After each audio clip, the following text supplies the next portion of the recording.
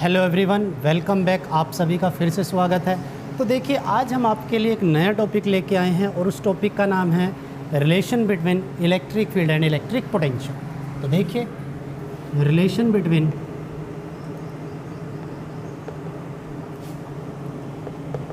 Electric field या फिर electric potential, या फिर आप इसको पोटेंशियल डिफरेंस भी बोल सकते हो। Electric potential difference and electric field, जो आपका मन है। देखो, ये रिलेशन हमने पढ़ लिया। देखो, मैं आपसे पूछना चाहता हूँ, क्या हमें ये पता चल गया है कि जो पोटेंशियल है that is always decreases in the direction of electric field. देखो, हमने क्या पढ़ा था कि हमारा जो पोटेंशियल होता है वो इलेक्ट्रिक फील्ड की डायरेक्शन में, अगर ये आपका एक इलेक्ट्रिक फील्ड है, यहाँ पे कोई चार्ज रखा हुआ है, फिर यहाँ पे जाता है, फिर यहाँ पे जाता है, फिर यहाँ पे जाता है, ठीक है। मैंने बोला दिस इज़ पॉइंट 1 2 3 4। मैंने बोला यहाँ पे मेरे पास 4 अलग अलग पोटेंशियल है। अगर यहाँ के पोटेंशियल को मैं V1 मान लूँ, यहाँ के पोटेंशियल को V2, this is potential V3, this is V4। So what will you से? V1 is greater than V2 is greater than V3 is greater than V4। सबसे कमज़ोर कौन है? V4। और सबसे स्ट्रॉन्ग कौन है? V1, है ना भाई। इसको ऐसे समझते हैं, मान लीजिए मेरे पास ये कोई एक पॉइंट चार्ज है, मान लीजिए मेरे पास ये कोई पॉइंट चार्ज है और मैं आपसे पूछूं कहीं r डिस्टेंस पे इस चार्ज का पोटेंशियल कितना है, तो आप बोलोगे KQ/R। अब मैंने अगर यहाँ से कहीं 1 मीटर दूर पूछा, कहीं 2 मीटर दूर पूछा, कहीं 3 मीटर दूर पूछा और कहीं r मीटर दूर पूछा। r मीटर दूर तो हमें पता चल गया, we know that the potential at a distance r meter from the point charge q is KQ/R। मैंने आपसे पूछा यहाँ पे पोटेंशियल कितना होगा इस 1 मीटर पे। let us the potential at this point be V1 that is equal to KQ/1। तो आप बोल दोगे यहाँ पे है KQ, पोटेंशियल कितना है KQ। यहाँ पे पूछा जाए तो आपसे KQ/2, what is the potential at this point KQ/2। आप देख सकते हो यहाँ से पोटेंशियल यहाँ पे हाफ हो चुका है। अगर हम देखें यहाँ से पोटेंशियल यहाँ पे कितना हो चुका है, हाफ हो चुका है पहले के कंपैरिजन में। इसी तरह यहाँ पे कितना r टाइम डिक्रीज़ हो चुका है। हम देख सकते हैं कि इस डायरेक्शन में अगर इलेक्ट्रिक फील्ड है इसका, तो आप बोल रहे हो potential always decreases in the direction of electric field. यहाँ से क्लियर हो जाता है। अब अगर हमें ये रिलेशन निकालना है तो इस रिलेशन को बेटे मैं 2 तरीके से निकाल सकता हूँ, या फिर हम इसको 2 तरीके से पढ़ेंगे, आप ये समझ सकते हो। देखिए, हम इसको कैसे 2 तरीके से पढ़ना चाहेंगे। देखिए, पहले मैं निकालना चाहूँगा यूनिफॉर्म इलेक्ट्रिक फील्ड से, फॉर यूनिफॉर्म इलेक्ट्रिक फील्ड।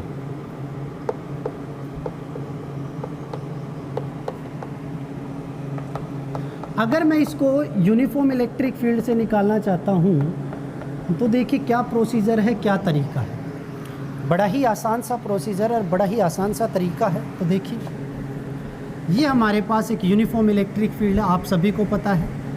ये इलेक्ट्रिक फील्ड, यहाँ पे एक प्लेन शीट रखी हुई है, पॉजिटिवली चार्ज्ड है, तो इलेक्ट्रिक फील्ड उधर है और हर जगह पे इलेक्ट्रिक फील्ड यूनिफॉर्म, ठीक है। मैंने बोला इस इलेक्ट्रिक फील्ड में कहीं पे भी 2 पॉइंट कंसीडर कर लो। मैंने बोला दिस इज़ पॉइंट A और इससे कहीं दूर ये पॉइंट B है, ठीक है। दिस इज़ dr डिस्टेंस, कुछ भी मान लो dr डिस्टेंस। यहाँ पे कोई टेस्ट चार्ज है Q।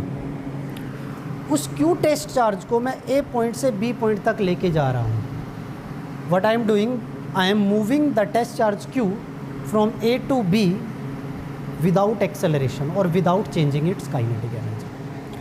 देखो बेटे, मैं बार बार ये बोलता हूँ without acceleration, without change in kinetic energy. Actually में ये होता क्या है?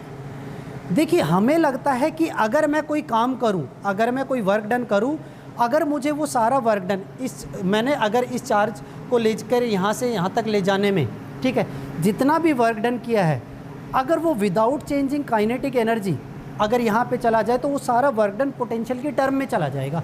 अगर वर्क डन काइनेटिक एनर्जी में लॉस हो गया, ठीक है ना, लूज़ हो गया या फिर उसका लॉस हो गया, तो हमें पता है सारा का सारा वर्क डन पोटेंशियल के टर्म में नहीं आया है। तो अगर हमें सारा वर्क डन पोटेंशियल की टर्म में लेके आना है तो so there will be no change in kinetic energy. Kinetic energy को चेंज नहीं होना चाहिए। क्लियर है, समझ में आता है। तो हमने क्या किया कि हमने यहाँ से एक चार्ज को यहाँ तक मूव कराया। हमने बोला late us consider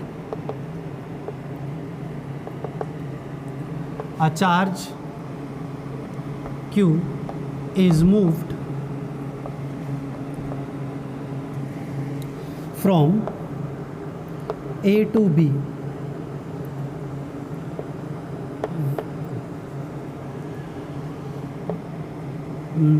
from A to B against the electric field। ठीक है ना। हमने बोला the small amount of work done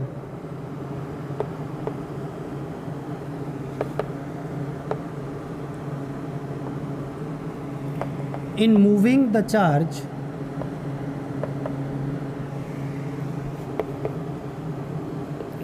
from A to B against the electric field by an external agent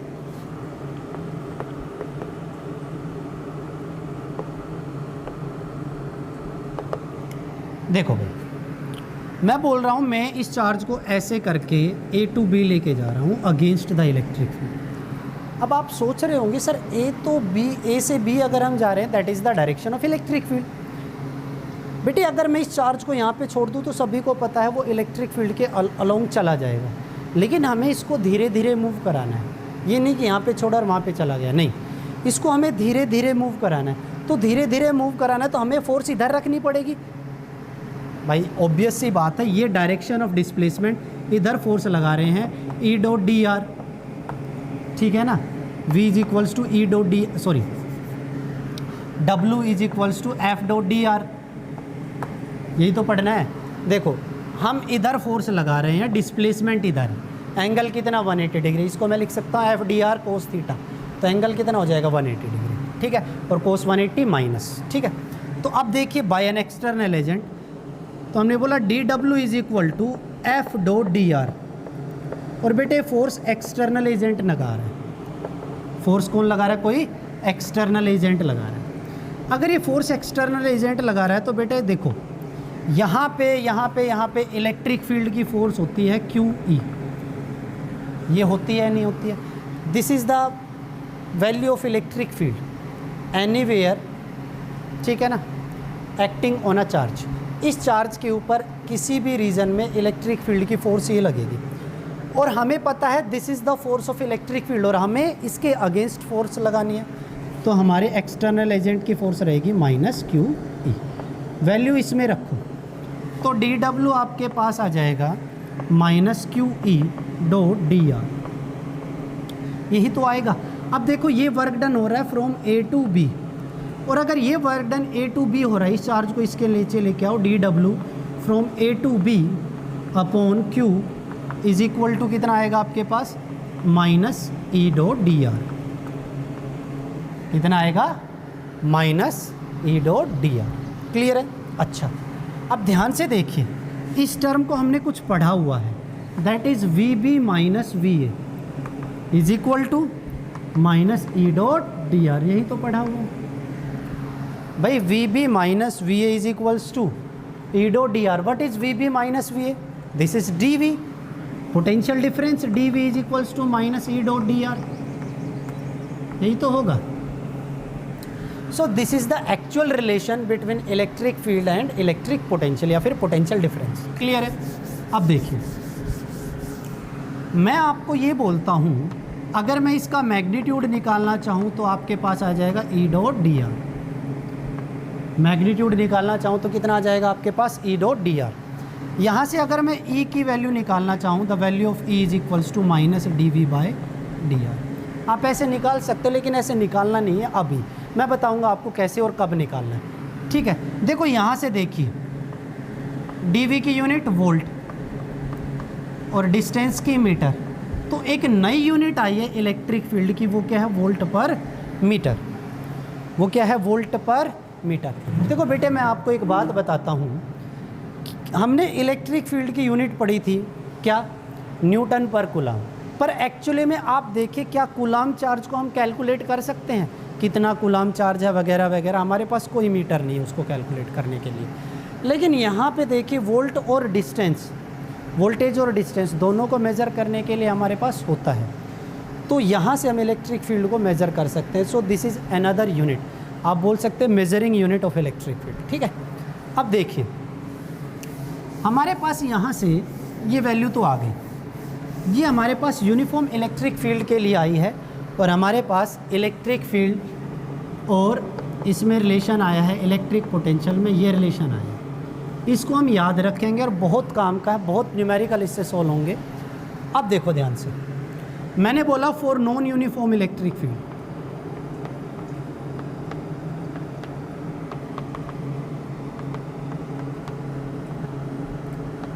देखो अगर आपका इलेक्ट्रिक फील्ड नॉन यूनिफॉर्म हो, मैं बोलता हूँ ये इलेक्ट्रिक फील्ड है, ये तो नॉन यूनिफॉर्म इलेक्ट्रिक फील्ड हो गया, वही दो पॉइंट है ए और बी। अब ये जो डिस्टेंस है इनके बीच में थोड़ा सा बड़ा डिस्टेंस है, ये डेल्टा आर, ठीक है। अब मैंने बोला एक चार्ज को इस पॉइंट ए से पॉइंट बी तक लेने में अगर हम लेके जाते हैं तो पॉइंट ए से पॉइंट बी तक का पोटेंशियल डिफरेंस कितना होगा। अब बेटो देखो यहाँ पे हमारे लिए थोड़ी सी जो सिचुएशन है वो टफ़ हो गई है, लेकिन इतनी भी टफ़ नहीं है कि हम कैलकुलेट नहीं कर पाएँ। हमें इतना ज़रूर पता है कि हमारे फिजिक्स में हम एक टर्म यूज़ कर लेते हैं कि अगर हम स्मॉल पार्ट में इस इलेक्ट्रिक फील्ड को स्मॉल स्मॉल डिस्टेंस में डिवाइड कर ले by D R D R D are, और ये मान के चले for small interval of distance, ये स्मॉल डिस्टेंस के लिए the value of electric field is constant और the value of electric field is not changing. भाई मैं मान लेता हूँ यहाँ से कहीं ओरिजिन से ये डिस्टेंस है आर ए और ये डिस्टेंस है आर बी। क्या आपको नहीं लगता कि अगर आपको यहाँ से यहाँ तक का पोटेंशियल निकालना है तो आर ए से आर बी तक उसको इंटीग्रेट कर दो, आपका काम हो गया। देखो कैसे, मैं बोलता हूँ delta V is equal to क्या आ जाएगा आपके पास, integration of E dot D R, कहाँ से कहाँ तक, आर बी से आर ए तक। क्या मैं इसको ऐसे लिख सकता हूँ, delta V is equal to integration of D V. भाई इस स्मॉल डिस्टेंस के लिए इलेक्ट्रिक फील्ड कितना होगा, ई डॉट डी आर। इस स्मॉल डिस्टेंस के लिए इलेक्ट्रिक पोटेंशियल कितना होगा, ई डॉट डी आर। और इस स्मॉल डिस्टेंस के लिए इलेक्ट्रिक पोटेंशियल कितना होगा, E dot D R. For a small distance the electric field is not changing, so what is the value of electric potential, so this is the value of electric potential. This is from V A, sorry R A से R B तक करो इसको, are A से R B, यहाँ पे potential V A, यहाँ पे potential we B. तो देखिए हमारे लिए इतना टफ तो नहीं आया, ये तो बहुत इजी हो गया। तो इस तरह से हम इनको कैलकुलेट कर सकते हैं, इस तरह से हम इन चीज़ों को इतना आराम से निकाल सकते हैं, ठीक है। और बेटा ये माइनस साइन यहाँ पे, सॉरी ये माइनस साइन लगाना मैं भूल गया। और बेटे ये माइनस साइन हमें यही बताता है कि potential always decreases in the direction of electric field, ठीक है। अब देखिए हम थोड़ी सी कार्टेशियन प्लेन या फिर कार्टेशियन कोऑर्डिनेट की बात करते हैं कि अगर हमारे पास इलेक्ट्रिक फील्ड हो कार्टेशियन कोऑर्डिनेट में, तो उस कार्टेशियन कोऑर्डिनेट में इलेक्ट्रिक फील्ड को how to write the electric field in Cartesian coordinate. The electric field in Cartesian coordinate,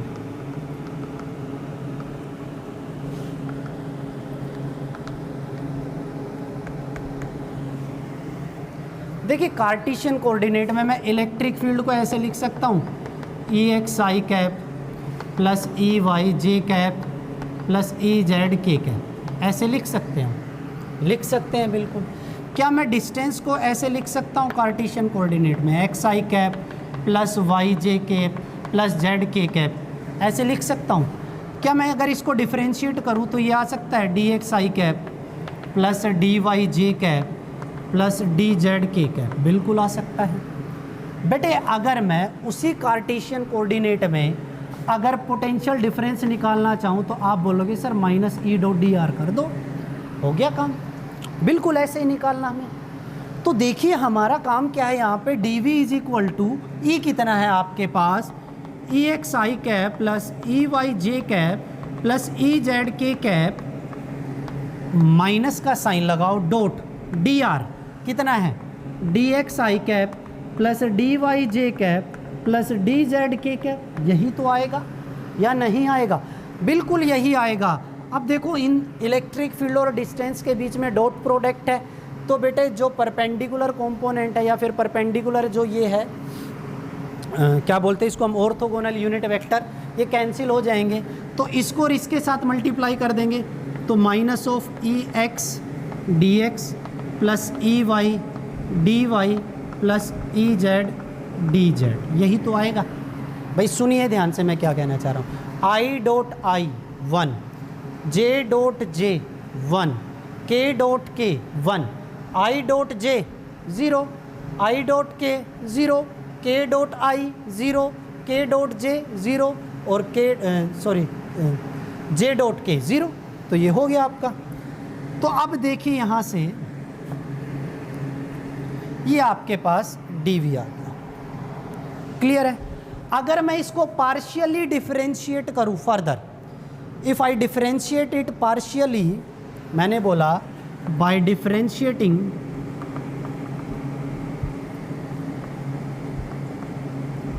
partially, अगर आप इसको पार्शियली डिफरेंशिएट करोगे तो देखो क्या आएगा। मैं बोलता हूँ d V over d x आपके पास क्या आया, माइनस ई एक्स। मैं बोलता हूँ d V over d y क्या आया, आप बोलोगे माइनस ई वाई। मैंने बोला d V over d z क्या आया, आप बोलोगे minus E z. Similarly d V over d r क्या आया, माइनस ई। बेटे ये जो मैं वहाँ पे आपको बताने की कोशिश कर रहा था, बात समझ में आ रही है। और बेटे यही टर्म को हम बोलते हैं पोटेंशियल ग्रेडियंट। इसको हम क्या बोलते हैं, potential gradient. Means potential gradually fall in the direction of electric field. यानी आप इलेक्ट्रिक पोटेंशियल को अगर आप निकालोगे in the direction of electric field, ठीक है। आपको ये पूरा बोर्ड तो दिखाई दे रहा है, मैं एक बार देख लेता हूँ। हाँ जी बिल्कुल ठीक है। तो यहाँ से ये काम तो हमें पता चल जाता है कि कैसे ये सारी चीज़ें कैलकुलेट कर सकते हैं। और ये जो हमने कैलकुलेशन किया है ये बहुत आसान है, इतना टफ नहीं है। अब देखो इसको हमने पढ़ लिया है तो हम एक छोटा सा कॉन्सेप्ट पढ़ते हैं और उस कॉन्सेप्ट से हमें ये जानने को मिलेगा कि अगर हम ये कॉन्सेप्ट पढ़ लेते हैं तो हमारे लिए वो टॉपिक बहुत आसान हो जाता है। देखो मैं जैसे आपको पढ़ाता हूँ,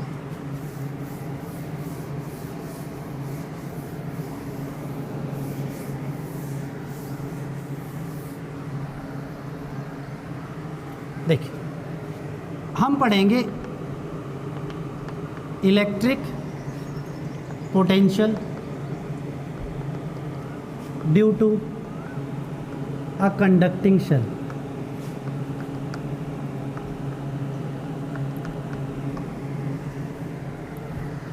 देखो बेटे मैं आपसे एक बात पूछता हूँ कि मेरे पास एक सॉलिड स्फीयर है जो कि है नॉन कंडक्टिंग। समझना अच्छी तरह, मैंने बोला मेरे पास एक सॉलिड स्फीयर है नॉन कंडक्टिंग।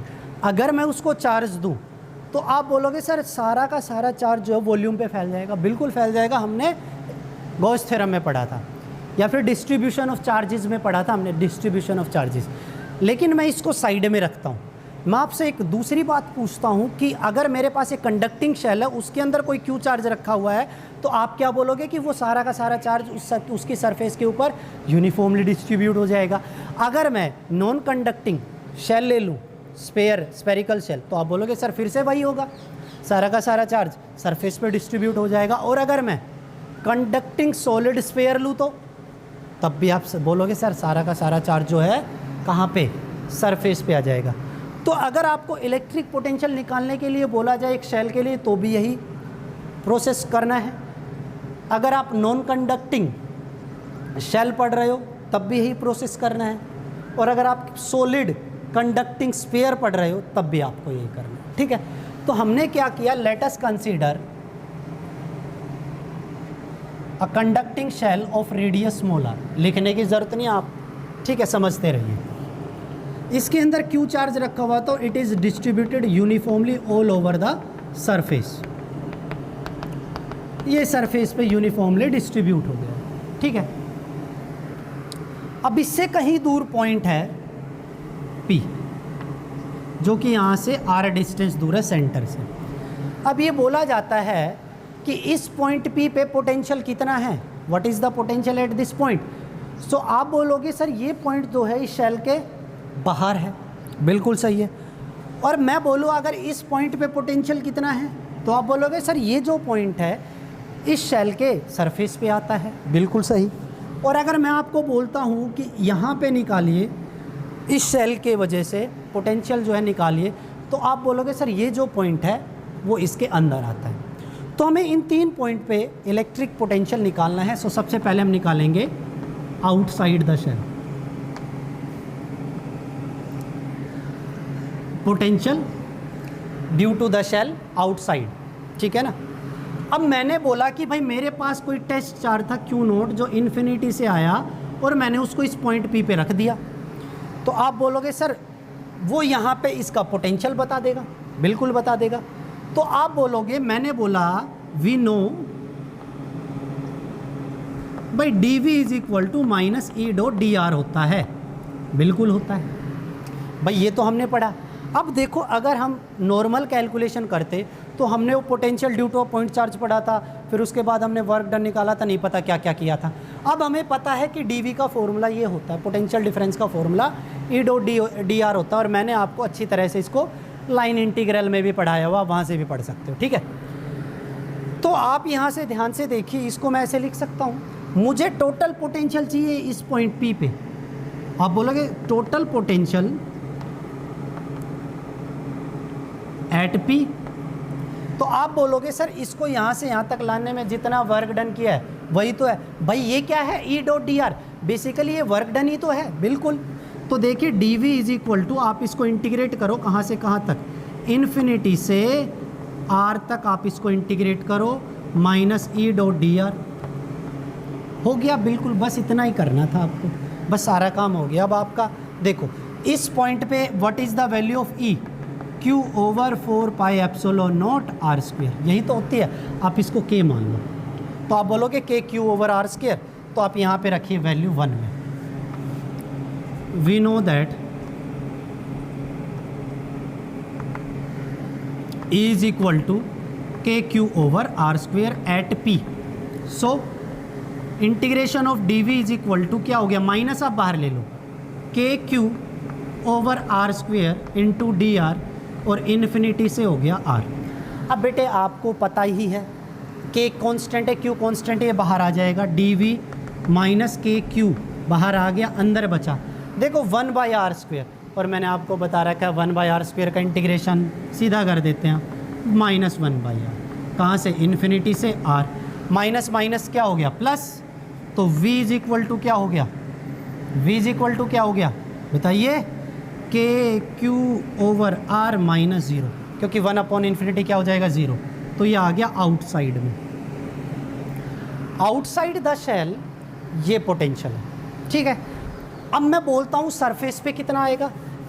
अब देखो यही प्रोसीजर दोबारा क्यों करें हम, मैं बताता हूँ कैसे।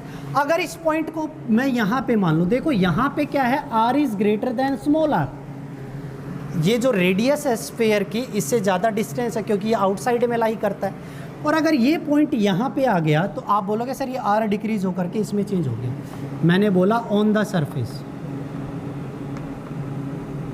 सरफेस पे क्या होगा, आप बोलोगे सर R के बराबर है, तो सरफेस पे बस आप इसको चेंज कर दो, K Q ओवर R, बिल्कुल सही है। मैंने बोला इनसाइड में देखिए, देखो ध्यान से, यहाँ पे कोई पॉइंट मान लेते हैं P1। अब मैं बोलता हूँ कि ये पॉइंट P1 जो है ये यहाँ से R1 डिस्टेंस पे मान लेता हूँ, और R1 जो है वो है लेस देन R से। आप बोलोगे dV is equal to minus E dot D r. बेटे आपको पता है शेल कंडक्टिंग है, शेल कंडक्टिंग है, सारा का सारा बाहर है चार्ज। अगर नॉन कंडक्टिंग शेल होता तब भी बाहर की बाहर है सारा चार्ज, और अगर सॉलिड कंडक्टिंग होता तब भी बाहर की बाहर होता सारा चार्ज। यानी अंदर में चार्ज नहीं, अंदर में चार्ज कितना है, 0। हमने बोला inside Q is equal to 0। भाई चार्ज 0 है, वैल्यू यहाँ पे रखो Q/r², KQ/r², तो E 0 हो गया। और अगर E 0 हो गया तो dV क्या हो गया आपके पास, 0। बेटे देखो dV 0 होने का मतलब क्या है, dV 0 होने का मतलब है potential difference inside a shell is 0, but what about the potential, potential का क्या है। तो आप ध्यान से देखिए, इसको हम लिखते हैं VB माइनस VA बराबर 0। आप बोलोगे VB बराबर VA, यानी जो यहाँ पे पोटेंशियल है, ये पॉइंट B मान लो, या फिर ये पॉइंट कुछ भी मान लो, ये पॉइंट A मान लो, ठीक है। यहाँ पे जो पोटेंशियल है वही यहाँ पे पोटेंशियल है। यहाँ पे पोटेंशियल कितना है, ये रहा। तो यहाँ पे पोटेंशियल कितना है, ये रहा। तो यहाँ पे पोटेंशियल कितना है, ये रहा। तुम्हें नहीं आया समझ में तो फिर से देखिए, मैंने बोला अंदर में पोटेंशियल डिफरेंस 0 है। भाई दो वैल्यू का डिफरेंस 0 होने का मतलब क्या है, वो दोनों वैल्यू सेम है। तो आप बोलोगे यहाँ पे जो पोटेंशियल है, यहाँ पे जो पोटेंशियल है वो क्या है, बराबर है। यानी अंदर में पोटेंशियल क्या है, कांस्टेंट। स्मॉल के ले लेते हैं इसको, कांस्टेंट। इनसाइड में पोटेंशियल क्या है, कांस्टेंट। अब देखो डिस्टेंस का और पोटेंशियल का ग्राफ सोचा गया, तो इस ग्राफ को एक बार देखते हैं हम, ग्राफ क्या निकल के आता है। तो देखिए हमने यहाँ पे बोला कि अगर मैं इस ओरिजिन को एक स्फीयर मान लूँ, ओरिजिन को मानते हुए, सेंटर मानते हुए मैं एक स्फीयर कंसीडर कर लूँ, तो देखिए यहाँ पे पोटेंशियल मान लेते हैं इतना है V, ठीक है। तो यहाँ पे पोटेंशियल कितना है, V, यहाँ पे पोटेंशियल V, यहाँ पे पोटेंशियल V। तो यहाँ तक तो देखो पोटेंशियल चेंज हो नहीं रहा। ये एरिया जो होता है ये आउटसाइड में लाई करता है, ये एरिया इनसाइड में लाई करता है। ये ऑन द सरफेस, ये वाई एक्सिस, ये एक्स एक्सिस, ये डिस्टेंस हो गया, और ये हो गया पोटेंशियल। तो आप बोलोगे सर बाहर में इन्वर्सली लाई कर रहा है, क्या निकाला था, V not is equal to KQ/R। तो बाहर में ऐसे आ जाएगा या नहीं आ जाएगा, बिल्कुल आ जाएगा। बेटे ये जो ग्राफ है ये बहुत पूछा जाता है और बहुत इम्पोर्टेंट ग्राफ है, ठीक है। तो इस ग्राफ को हमने अच्छी तरह से पढ़ना है, ठीक है। समझ में आया, क्लियर। अब देखिए एक और चीज़ पढ़ते हैं, एक और टॉपिक पढ़ते हैं। उस टॉपिक का नाम क्या है, आप पॉज करके उतारते रहा करो, ठीक है भाई, उतारते रहा करो पॉज करके। तो मैंने बोला electric potential due to a uniformly charged ring.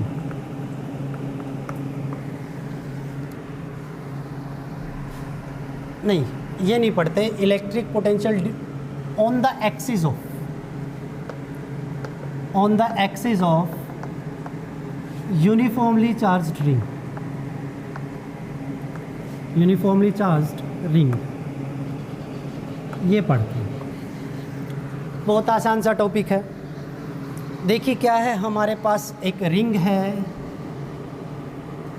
जो कि यूनिफॉर्मली चार्ज्ड है, रेडियस इसकी हमने A कंसीडर कर ली, Q चार्ज हमने इसको दिया, और जो भी हमने इसको Q चार्ज दिया वो पूरा का पूरा इसकी सरकमफ्रेंस पे या फिर इसके ऊपर फैल गया, लेंथ पे फैलेगा बिल्कुल। तो मैंने इसको कितना चार्ज दिया, Q, और वो पूरे सरफेस पे या फिर इसकी पूरी लेंथ पे फैल गया। ये इसका एक्सिस है, रेडियस हमने A मानी हुई है। इस एक्सिस पे ये पॉइंट P है जो इस सेंटर से x डिस्टेंस दूर है, और इस पॉइंट पे इस रिंग की वजह से हमें यहाँ पे इलेक्ट्रिक पोटेंशियल कैलकुलेट करना है। तो वो इलेक्ट्रिक पोटेंशियल यहाँ पे कितना आएगा तो देख लेते हैं। देखिए अब मैं बोलता हूँ इस पूरी रिंग के लिए एक साथ निकालना बड़ा मुश्किल है, लेकिन मैं क्या करता हूँ, इस रिंग में छोटे छोटे एलिमेंट काट देता हूँ dq चार्ज के। भाई मैं बोलता हूँ ये dq चार्ज इस पॉइंट P से r डिस्टेंस दूर है, तो मैं बोलूँगा ये dq चार्ज कितना दूर है, आप बोलोगे sir r distance.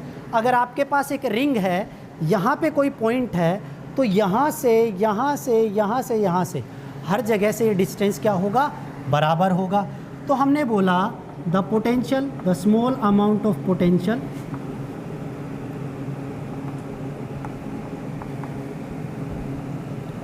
Eight P due to d q. तो आप बोलोगे dV is equal to K d q over r, यही तो बोला जाएगा भाई। अब मुझे एक बात बताओ, मैं बोलता हूँ कि यहाँ पे वेरिएबल कौन है, आप बोलोगे सर देखो आर चेंज नहीं हो रहा है, के तो कांस्टेंट है, तो चेंज कौन हो रहा है, डी क्यू। देखो अगले डी क्यू के लिए वैल्यू यही आएगी, अगले डी क्यू के लिए भी वैल्यू यही आएगी, अगले डी क्यू के लिए भी वैल्यू यही आएगी। For every d q the value of potential difference is same, the value of potential is not changing. तो हमने बोला total potential at P due to the charged ring कितना आएगा, dV को इंटीग्रेशन करो 0 से Q के डी क्यू ओवर R। तो देखो K बाहर आ गया, डी क्यू का इंटीग्रेशन Q, R भी बाहर आ गया 0 से Q, वैल्यू रख दो, dV का इंटीग्रेशन V, तो क्या आ जाएगा K Q ओवर R, ये आ गया। अब ध्यान से देखो, अगर ये एक राइट एंगल ट्रायंगल है और अगर ये एंगल थीटा है, तो मुझे बताइए क्या ये ए स्क्वायर प्लस एक्स स्क्वायर नहीं होना चाहिए, तो बिल्कुल होना चाहिए। तो इसको K Q over under root of a square plus x square भी लिखा जा सकता है, और यही इसका आंसर भी आता है, यही इसका आंसर भी आता है। क्लियर है, समझ में आया होगा, इसको उतारिए आप लोग, ठीक है। और आपसे मिलते हैं आपसे नेक्स्ट क्लास में इक्वी पोटेंशियल सरफेसेस के साथ। थैंक यू, तब तक के लिए टेक केयर, बाय बाय।